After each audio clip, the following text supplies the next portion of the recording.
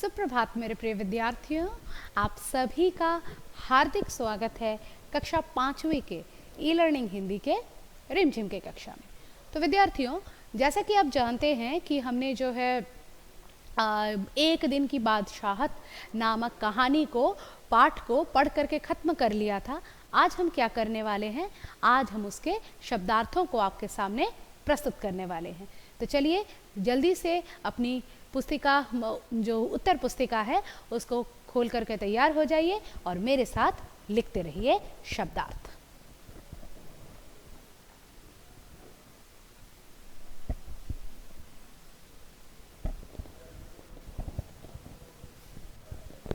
एक तरफ आप लोग शब्द लिखेंगे और दूसरे तरफ अर्थ लिखेंगे, ठीक है?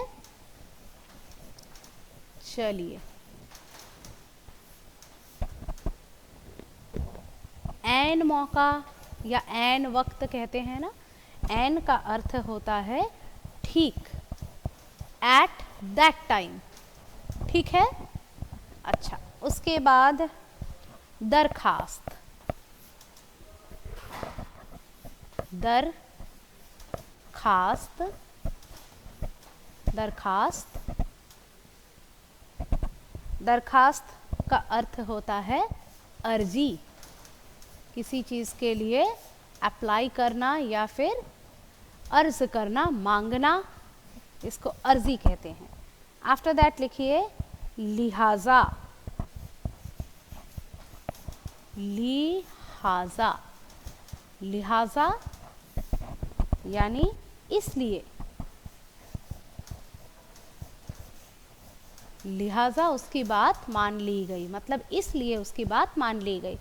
इस कहानी में बहुत सारे उर्दू के शब्द हैं क्योंकि ये उर्दू से अनुदित है, उर्दू से अनुवाद की गई है, इसलिए कहानी का जो रियलिज्म है उसको बनाए रखने के लिए क्या किया गया है, इसके उर्दू शब्दों को रखा गया है। नॉट ज्यों का त्यों, कुछ कुछ उर्दू शब्दों को रखा गया है।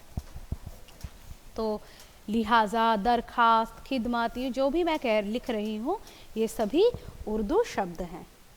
खिदमत करना मतलब किसी की सेवा करना, ठीक है? चलिए लिख लीजिए।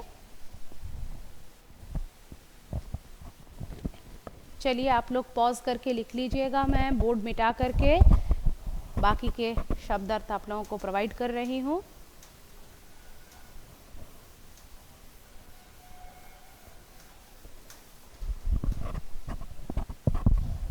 इसके बाद नेक्स्ट लिखिए नंबर 5 पर खानसामा,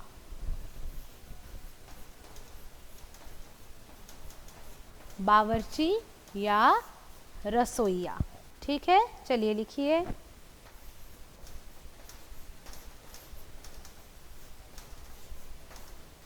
नेक्स्ट 6ठे नंबर पर लिखिए निवाला। आपकी मम्मी आपको निवाला तोड़ तोड़ कर खिलाती है ना, तो निवाला क्या होता है? निवाला का अर्थ होता है टुकड़ा। किसका टुकड़ा? सपोज कि रोटी का ही टुकड़ा, तो आप लोग ब्रैकेट में चाहें तो इसको लिख सकते हैं, ओके? चलिए द नेक्स्ट वन, नंबर 7, 7वें नंबर पर लिखिए सालन, मिर्चों का सालन, पढ़ा था ना इसमें, सालन, शोरबा।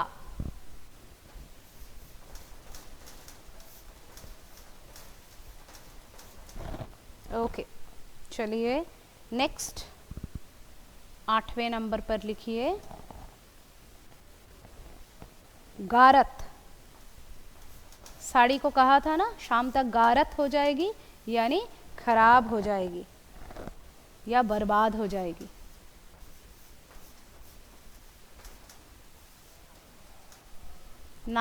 Number 9, note it down, harira. Harira मैंने कहा था पढ़ाते वक्त आप लोगों को, ये एक प्रकार का पेय है जिसको दूध में मेवा आदि मिलाकर बनाते हैं, ठीक है? उबलते दूध में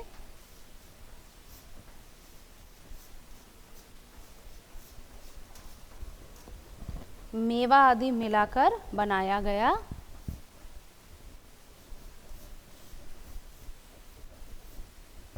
नज़र आ रहा होगा आप लोगों को, हाँ, मेवा आदि मिलाकर बनाया गया पेय।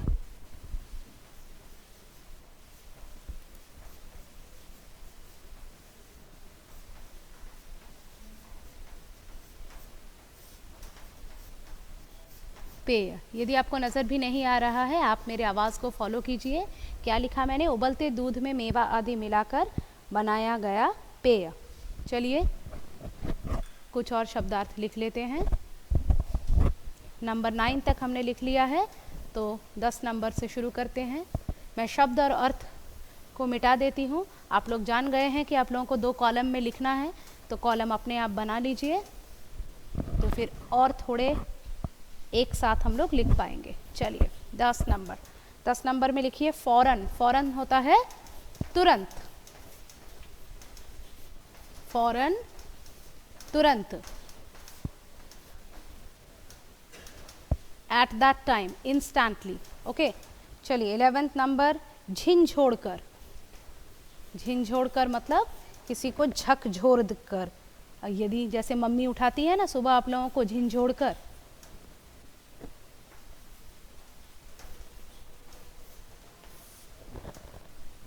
झकझोर कर।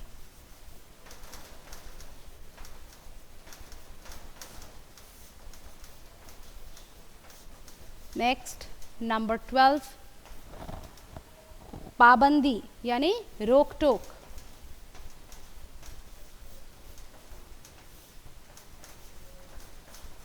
इन मीनिंग्स को जानना आपके लिए बहुत ही ज़्यादा ज़रूरी है, क्योंकि नहीं तो आप उर्दू शब्दों का प्रयोग अपनी भाषा में नहीं कर पाएंगे। उसके बाद है तरकीब।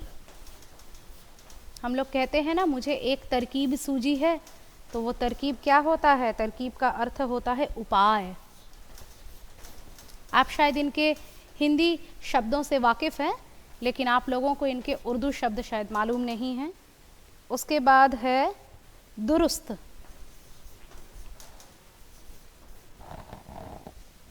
दुरुस्त करना यानी ठीक करना, ठीक है, ठीक करना।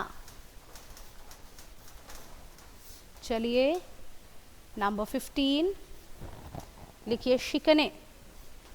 कपड़े में शिकन पड़ते हैं कभी कभी, बहुत बार उनको यूज़ करने के बाद शिकने होती हैं सिलवटें। चादर में भी पड़ जाती हैं कभी कभी। और अंतिम लिखिए 16 नंबर गुसल खाना,